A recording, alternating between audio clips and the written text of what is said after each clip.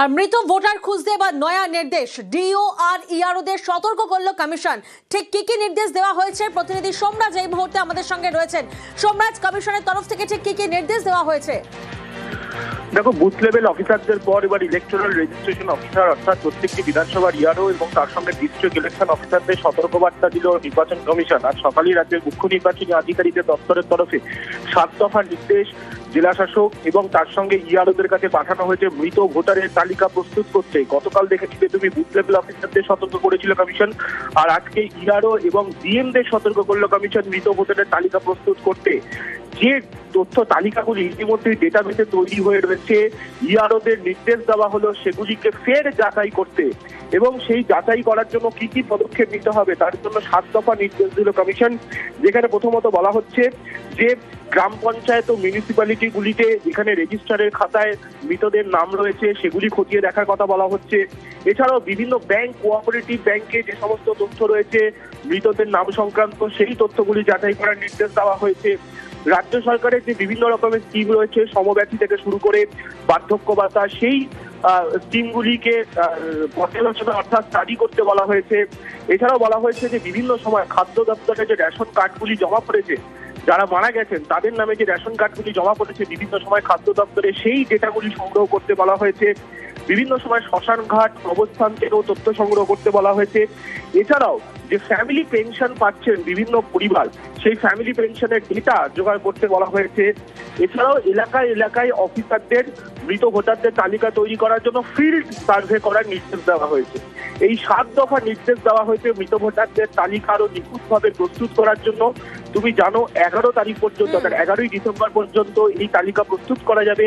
ইতিমধ্যে কমিশন 7 দিনের সময়সীমা বাড়িয়েছে, তাই 11ই ডিসেম্বরের মধ্যে যাতে এই নিখুঁতভাবে তালিকা তৈরি করা যায় মৃত ভোটারদের তালিকা প্রস্তুত করার জন্য, তার জন্য এই 7 দফা নির্দেশ আজই প্রত্যেকটি জেলার ডিস্ট্রিক্ট ইলেকশন অফিসার এবং ইআরওদের কাছে পাঠিয়েছে কমিশন একদম সতর্ক বার্তা হিসাবে। গতকাল বিএলওদের সতর্ক বার্তা দেওয়া হয়েছিল কমিশনের তরফে, আজকে ইআরও এবং ডিএমদের এই সতর্ক বার্তা কমিশন। বেশ,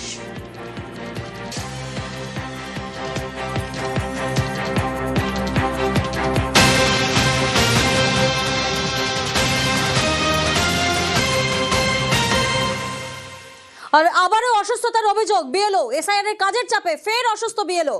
কামারহাটের 23 নম্বর বুথের বিএলও অসুস্থ, সাগর দত্ত হাসপাতালে চিকিৎসা চলছে সেই বিএলওর।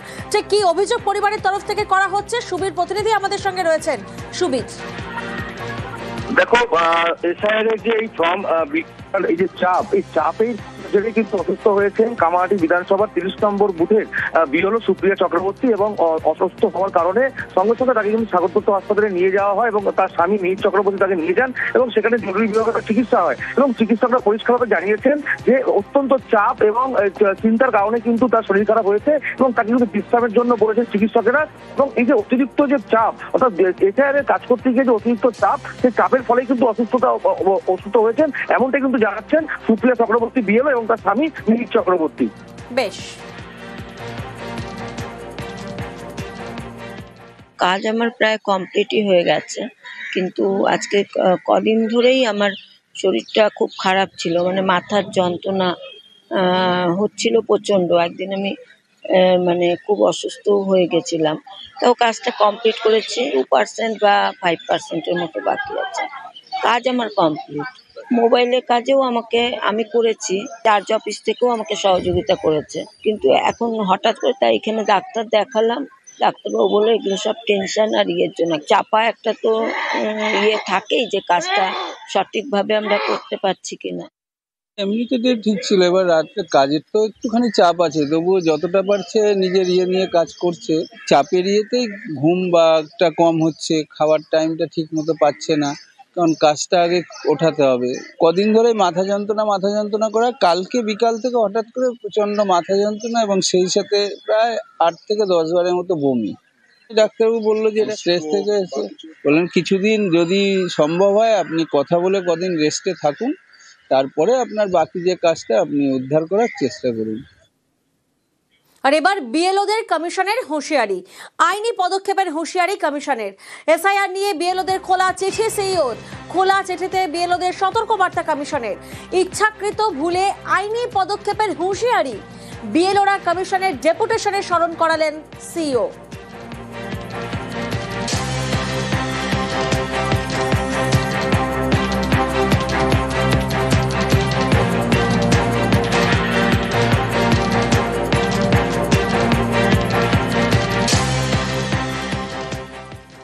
একদিকে যখন এসআইআর নিয়ে বিএলওদের খোলা চিঠি, আইনি পদক্ষেপের হুঁশিয়ারি কমিশনের, ঠিক তখনই অন্যদিকে বিএলওদের পাশে সুপ্রিম কোর্ট। অতিরিক্ত চাপে বিএলওদের মৃত্যুর অভিযোগ, সুপ্রিম কোর্টে মামলা অভিনেতা বিজয়ের দলের। প্রয়োজনে অতিরিক্ত বিএলও নিয়োগের নির্দেশ, বেশি নিয়োগের চাপ কমবে বিএলওদের। পর্যবেক্ষণ প্রধান বিচারপতি সূর্যকান্তর বেঞ্চের। রাজ্য সরকারগুলিকে নিয়োগের সুপ্রিম পরামর্শ, বিএলও অব্যাহতি চাইলে গুরুত্ব দিয়ে দেখার পরামর্শ।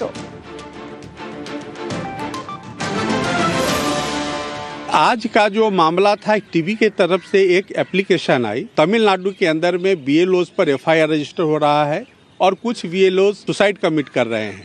इसीलिए माननीय सर्वोच्च न्यायालय ने आज जो डायरेक्शंस पास किए, पहला डायरेक्शन ये था, हर स्टेट गवर्नमेंट का ये ऑब्लिगेशन है कि इलेक्शन कमीशन के रिक्वेस्ट पर उनको ऑन डेपुटेशन मैन पावर मुहैया कराना है। उनका दूसरा डायरेक्शन था, जो भी डेपुटेशन पर ऑफिसर्स स्टेट गवर्नमेंट के जाएंगे या मैन पावर जाएगा, वो एसआईआर के मामले को रिफ्यूज नहीं कर सकता, एसआईआर का भी काम उनको करना पड़ेगा। और तीसरा जो लीव एप्लीकेशन से रिलेटेड था कि जो भी बीएलओ लीव एप्लीकेशन देता है उसको केस टू केस बेसिस पे मेरिट पे डिसाइड करके उनको छुट्टी सैंक्शन की जा सकती है। तो इस तरह का 3 डायरेक्शन সুপ্রিম কোর্ট অর্ডার দিয়েছে, ভালোই অর্ডার দিয়েছে যে দরকার আছে অ্যাডিশনাল বিএলও নিয়োগ দরকার আছে, কিন্তু বিষয়টা এটা ইসিআই এর অবজারভেশনে রাখা উচিত ছিল একদম ফার্স্ট ডে 1 থেকে। প্রেশার অনেক কম হয়ে যেত। ধরুন এই যে ম্যাপিং এর কাজগুলো যদি অ্যাডিশনাল বিএলও থাকতো তাহলে শেয়ার করতো। ইসিআই কেন এত বিলম্বিত করলো? হ্যাঁ, অবশ্যই এটা ভালো হচ্ছে। রোগ বাড়ালে পরে কাজটা সংক্ষিপ্ত হলে ভালোভাবে কাজটা হয়। সময়টাও যদি একটু বাড়ানো থাকতো, আমাদের তো শুধু এইটুকু কাজ নয়, আমাদের বিভিন্ন কাজ করতে হচ্ছে, তার সঙ্গে কিন্তু এটা, তাহলে সব কাজের সঙ্গে যখন আমরা একটা কাজ করি তখন আমাদের কি হয়, আস্তে আস্তে সেই জায়গাটা যদি সময় পাওয়া যায় তাহলে কাজটা নিখুঁতভাবে সম্পূর্ণ করতে পারি। বাংলার সরকার ফেলতে এসআইআর, সরাসরি শাকে নিশানা মমতার। বারবার বদলাচ্ছে এসআইআর এর ছাঁকনি। তথ্যের তদন্ত চায় বাংলার বিজেপি। হাইকোর্টের রায় বাঁচল 32,000 চাকরি। অবাঞ্ছিত হস্তক্ষেপ কেন, প্রশ্ন বিচারপতি। বিশ্ব মজুমদারের সঙ্গে দেখুন লড়াই আর পার, অস্ত্র এসআইআর। সোজা সাপ্তাহ, আজ রাত 8টা। আজও দেশ জুড়ে অব্যাহত ইন্ডিগোর বিমান বিভ্রাট। কলকাতা সহ দেশ জুড়ে, সারা দেশে 500টিরও বেশি বিমান বাতিল হয়েছে। শুধুমাত্র কলকাতাতেই এখনো পর্যন্ত 26টা বিমান বাতিল হয়েছে। দেরিতে চলছে আরও 26টা ফ্লাইট। চরম ভোগান্তির শিকার হচ্ছেন যাত্রীরা। দিল্লিতে আজ পুরোপুরি পরিষেবা বন্ধ ইন্ডিগোর। চরম ভোগান্তির শিকার হচ্ছেন যাত্রীরা। পারিবারিক কারণে কলকাতায় এসে বিপাকে পড়েছেন এমনই এক পরিবারের কথা বলবো। ছেলেমেয়ের পরীক্ষা রয়েছে, তাও ফিরতে পারছেন না। ইন্ডিগোতে টিকিট কেটেছিলেন, কিন্তু বিমানবন্দরে এসে জানতে পারছেন যে ফ্লাইট ক্যান্সেল হয়ে গেছে। কিভাবে ফিরবেন, কিভাবে ছেলে মেয়ে পরীক্ষা দেবে, অথই জলে পড়েছে এই পরিবার।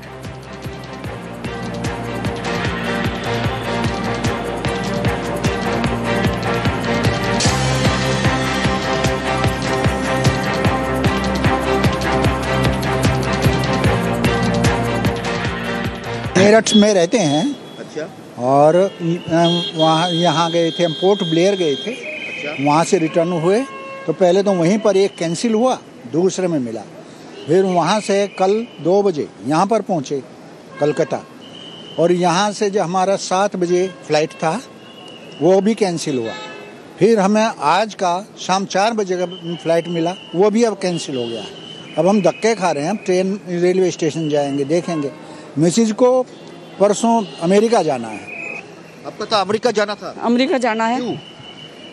वो लड़की की डिलीवरी हुई। अच्छा। तो अभी क्या कैंसिल करना पड़ेगा? नहीं कैंसिल नहीं, देखेंगे ट्रेन का देखते हैं। तो अमेरिका कैसे जाएंगे? अमेरिका फ्लाइट है परसों। तो बहुत परेशान होते, टेंशन हो गया? हाँ, टेंशन तो बहुत हुआ। বিমান বিভ্রাটে আটকে পড়েছেন মিরাটের দম্পতি। আন্দামানে বেড়াতে গিয়েছিলেন, কলকাতায় এসেছেন, আন্দামান থেকে যে কলকাতায় ফিরবেন সেই ফ্লাইটও বাতিল হয়েছে। আমেরিকায় যাবেন, মেয়ের কাছে যাবেন, কিন্তু সেই ফ্লাইট তো বাতিল। এবার কি করবেন অথই জলে এই পরিবারও, দেখুন।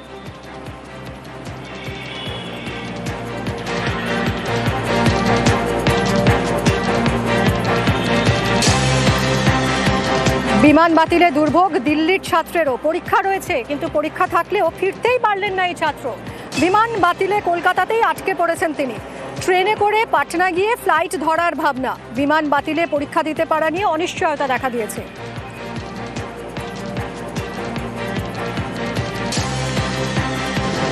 हमारी फ्लाइट कैंसिल हुआ, कल वापस रीशेड्यूल किया इन्होंने, आज वापस कैंसिल कर दिया। वापस जब यहाँ पे आए कल था हाँ मतलब मेरा फ्लाइट आज ही था, पर उन्होंने कल रीशेड्यूल किया था। अच्छा। तो हमने सोचा कि चलो हो जाएगा, या तो वो कल ही कैंसिल कर देते तो हम हमारा बैकअप लेके चलते ना। अब मेरे पास क्या बैकअप रहा, लोगों का एग्जाम है कल, तो मुझे अब दिल्ली जाना था।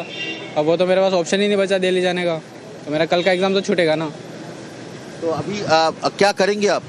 अभी मैं यहाँ से अब पटना जाऊँगा। এদিকে খোদ ইন্ডিগো কর্তৃপক্ষ যা বলছে তাতে এই বিমান বিভ্রাট আরো 2-3 দিন চলতে পারে বলে এরকমই আশঙ্কা। এখনই কিন্তু কোনো সমস্যার সমাধান হচ্ছে না, আরো 2-3 দিন এইভাবেই বিমান বিভ্রাট হবে, যাত্রীদের ভোগান্তি চলবে। অন্তত ইন্ডিগো কর্তৃপক্ষ তো সেই রকমই ইঙ্গিত দিয়েছে।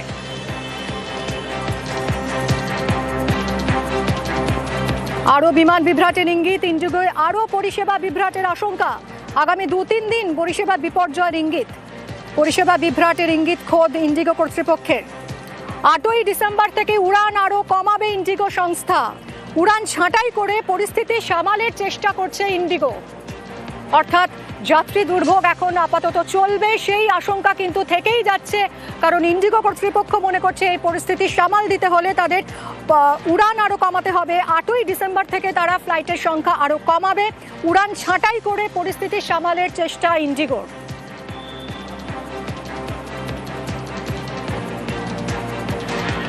কথা বলবো আবিরের সঙ্গে। আবির, ইন্ডিগো কর্তৃপক্ষ কি বলছে এখন? তো তাহলে যেটা দেখা যাচ্ছে সমস্যা তো আরো বাড়ছে, আরো জটিল হচ্ছে ক্রমে। দেখো, গতকালকে দুটো মূলত গুরুত্বপূর্ণ বৈঠক হয়েছে। একটি মিনিস্ট্রি অফ সিভিল এভিয়েশনের বৈঠকে, যেখানে খোদ অসামরিক বিমান পরিবহন মন্ত্রী নিজে হাজির ছিলেন। দ্বিতীয়টি বৈঠক হয়েছে ডিজিসিএ, যারা আমাদের দেশে অসামরিক বিমান পরিবহনের ক্ষেত্রে সর্বোচ্চ নিয়ামক সংস্থা। দুটো বৈঠকের ক্ষেত্রে ইন্ডিগো যথাযথভাবে কোনো উত্তর দিয়ে উঠতে পারেননি, এবং ডিজিসি এর সঙ্গে বৈঠকে তারা যেটা জানিয়েছেন যে গোটা সমস্যা সম্পূর্ণভাবে সারাতে তাদের সময় লাগবে হচ্ছে আগামী 10ই ফেব্রুয়ারি পর্যন্ত, এবং এখনো পর্যন্ত প্রায় 3 দিন তাদের এই বিমান বাতিলের সংখ্যা চলতে থাকবে। এবং আজকেও যা পরিস্থিতি, গত কয়েকদিনের মধ্যে সব থেকে বেশি বিমান আজকে বাতিল হয়েছে। এবং যে ধরনের পরিষেবা দেওয়ার জন্য যারা ক্রু রয়েছেন, যারা পাইলট রয়েছেন, তাদের যে সংখ্যা পূরণ করার জন্য যে দরকার, সেটি তারা কোত্থেকে জোগাড় করে নিয়ে আসতে পারবেন, এবং যে ক্রু শিডিউল মেনে তাদেরকে চলতে হবে নতুন নিয়ম অনুযায়ী ডিজিসি এর, এবং যেটি সর্বোচ্চ আদালতের তরফ থেকেও সিদ্ধান্ত মোতাবেক গ্রহণ করা হয়েছে, সেখানে কিভাবে তারা চালাতে পারবেন তারা এখনো পর্যন্ত নির্দিষ্ট করে বলে উঠতে পারেননি। যদিও কেন্দ্রের তরফ থেকে তাদেরকে পরিষ্কার করে। আবির, তুমি আমাদের সঙ্গে থাকো, ফিরছি তোমার কাছে। অর্থাৎ কেন্দ্র কিন্তু কড়া অবস্থান নিচ্ছে এবং অসামরিক বিমান পরিবহন মন্ত্রকের সঙ্গে কেন্দ্রের শীর্ষ অফিসারদের পর্যালোচনা বৈঠক। এয়ারপোর্টস অথরিটির কর্তাদের সঙ্গে বৈঠক হয়েছে, দীর্ঘ বৈঠক হয় অসামরিক বিমান পরিবহন মন্ত্রী। এই বৈঠক থেকে কি উঠে এলো আবির? সেই প্রসঙ্গে তোমাকে বলছিলাম যে বৈঠকের ক্ষেত্রে ডিজিসি এর তরফ থেকেও বেশ কিছু শর্ত ইতিমধ্যে চাপিয়ে দেওয়া হয়েছে, এবং যারা এই বিমান সংস্থার যারা কর্তা যারা রয়েছেন, যারা বৈঠকে হাজির ছিলেন, তাদেরকে পরিষ্কার করে উল্লেখ করে দেওয়া হয়েছে যে তাদেরকে নির্দিষ্ট করে যাত্রীদেরকে জানাতেই হবে যে কোন বিমান কটার সময় কখন ছাড়বে। প্রয়োজন হলে হেল্পলাইন নাম্বার চালু করে যারা যাত্রীরা আগে থেকে টিকিট বুক করে রেখেছেন তাদের প্রত্যেককে জানাতে হবে। দ্বিতীয়ত, এই সুযোগ নিয়ে বেশ কতগুলো রুটে তারা বিমান ভাড়া বৃদ্ধি করে ফেলেছিল, সেই বিমান ভাড়া বৃদ্ধি করতে তারা পারবেন না, এবং প্রত্যেক 15 দিন অন্তর একটা করে রিপোর্ট তাদেরকে জমা দিতে হবে, এবং যে তারা যে 3 দিনের সময় নিচ্ছেন, খুব শীঘ্রই, যেটা গতকাল উল্লেখ করেছেন যে 72 ঘন্টা পর্যন্ত তাদেরকে হয়তো অধিক বিমান বাতিল করতে হবে, সেটাকেও সহ্য করা হবে না। কেন তাদের জানা উচিত ছিল নাকি যে এই ধরনের পরিস্থিতি তৈরি হতে পারে নতুন নিয়ম অনুযায়ী? তাহলে কেন তারা ক্রু রিক্রুটমেন্ট বা যে ক্রু শিডিউল তৈরি করা, সেই ব্যাপারে তারা নজর দিলেন না? ফলে ইন্ডিগো সংস্থার যে ভূমিকা, সেই ভূমিকা নিয়ে তীব্র ক্ষোভ প্রকাশ করেছে কেন্দ্রের সামরিক বিমান পরিবহন মন্ত্রক এবং ডিজিসিএ উভয়ই। একদমই সঙ্গে থাকো আবির।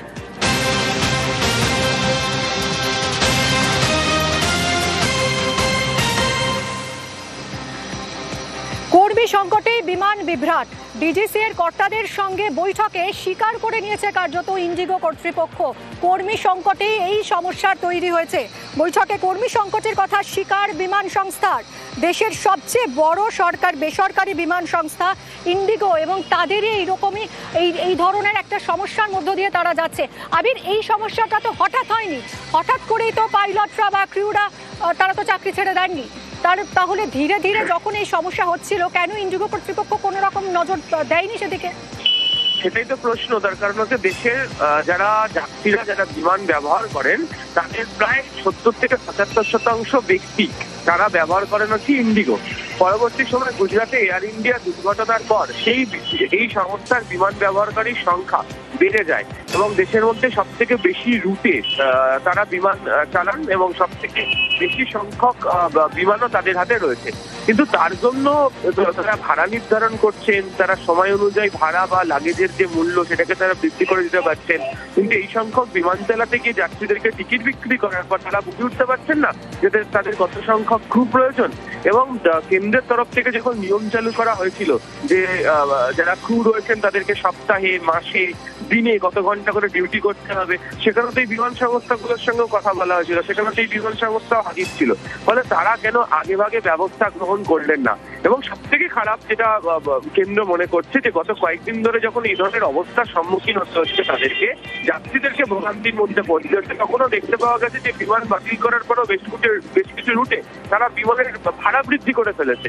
এইটাই সব থেকে বেশি ইন্ডিগোর যে আচরণ, সেই আচরণ নিয়ে কেন্দ্র মনে করছে যে একেবারেই যথাযথভাবে আচরণ নয়। তারা শিডিউল ঠিক করুক এবং 72 ঘন্টা সময়ের মধ্যে সম্পূর্ণ শিডিউল কেন্দ্রের কাছে জমা দিক এবং প্রত্যেক দিন ইচ্ছা হচ্ছে যখন খুশি বিমান বাতিল করে দিচ্ছে। কারণ আজকেই দিল্লিতে ডিপার্চার প্রায় বিকেল 3টে পর্যন্ত সমস্ত ইন্ডিগোর কার্যত বন্ধ হয়ে গিয়েছে। এই ধরনের পরিস্থিতি চলতে পারে না, সেটাকেই তাদেরকে বুঝিয়ে দেওয়া হয়েছে। সূত্রের খবর আজকে বিকেল 5টার সময় ফের ডিজিসি এর যারা আধিকারিকরা রয়েছেন তারা বৈঠক করবেন ইন্ডিগো সংস্থার সাথে। এখন কত দ্রুত এই সমস্যার সমাধান হয় সেটাই দেখার, কারণ যাত্রীরা ভোগান্তির শিকার হচ্ছেন।